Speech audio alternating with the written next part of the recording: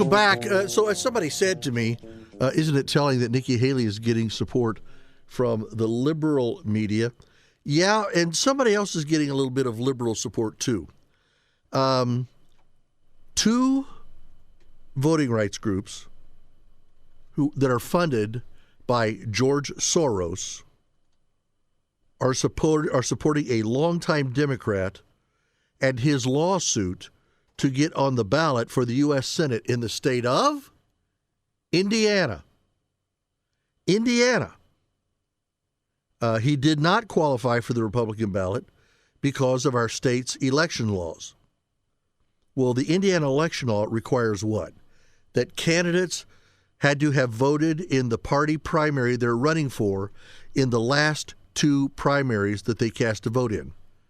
John Rust, who is down from the southern part of the state, who is a long-time Democrat voter, only voted in one GOP primary and did not qualify for the Republican ballot. It's pretty self-explanatory. Okay, he voted in one Republican ballot. And now he wants us to act like he voted in more than that.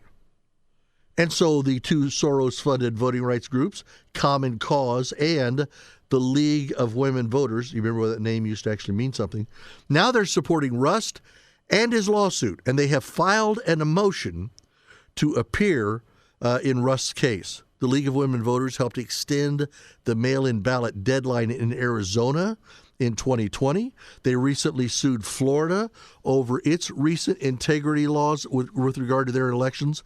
Common Cause strongly supported President Donald Trump's impeachment.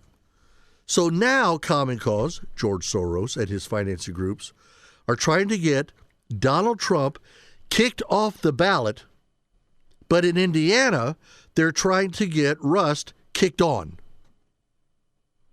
It's more clear than ever that John Rust is a Democrat Trojan horse, that he is put on to intend to disrupt the Republican primary in Indiana and to keep a true conservative from representing Indiana in the United States Senate. And that true conservative is Indiana Republican Jim Banks. Well, Pat, you just want him on there because you guys are friends. We are friends, but our friendship began because from the very moment I saw him at the Indiana State House and all of the roads that he's gone through, he has constantly been a conservative in the state and for the state of Indiana.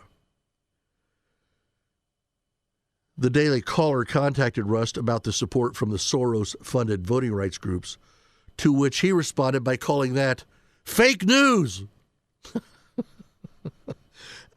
Here's the catch about that. If it was fake news, how come when they asked him, well, what about his support for you do you consider to be fake? He didn't answer. He couldn't say, well, it's fake because of this, or it's fake. It's fake news. This is fake. Get this. You know Jim Banks, and I know Jim Banks, okay? Here's what they say. This is fake news peddled by the insiders and the Jim Banks campaign, who lack a winning record. Excuse me? It's clear Jim Banks lacks the support to win in May, and they're doing whatever they can to protect themselves. I know it, you know it, and they know it. That's what Rust told the caller. Mr. Rust, I know you're from the southern part of the state, but may I ask you a question, sir? Do you read? I'm not trying to be funny. Do you read? To say that Banks can't win, that he has never won, to say that there's no way that he can get on because he lacks the support to win the primary in May? Have you watched his margins of victory up here in the 3rd Congressional District? Come on, dude. I mean, come on. Now, let me just set the record straight. First of all, yes, I'm a friend of Jim Banks, but not simply because he's a conservative, nor do I paint him as a conservative because he's my friend. The two go hand in hand. Okay?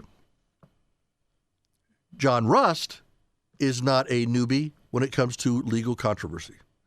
In November of 2023, Rose Acre Farms, which his family owns, was part of an egg suppliers group found liable for $17.7 million in damages for conspiring to inflate prices. So the Daily Caller contacted Common Cause and the League of Women Voters to get their take on what was happening here with John Rust, and guess what? They have yet to do so. I'm sure they're going to get around to it. But as of yet, nope.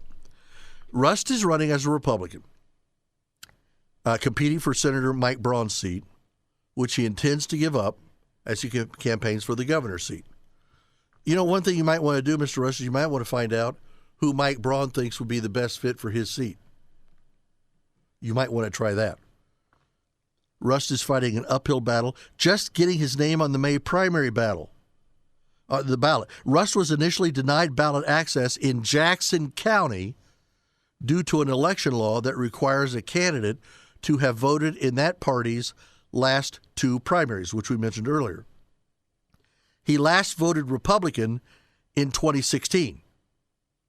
Before that, he voted for several Democrat candidates dating back to around 2008. I don't think he follows that two Republican primaries in a row. He claimed, well, they were either personal friends or conservative-leaning Democrats. Okay, let that sink in.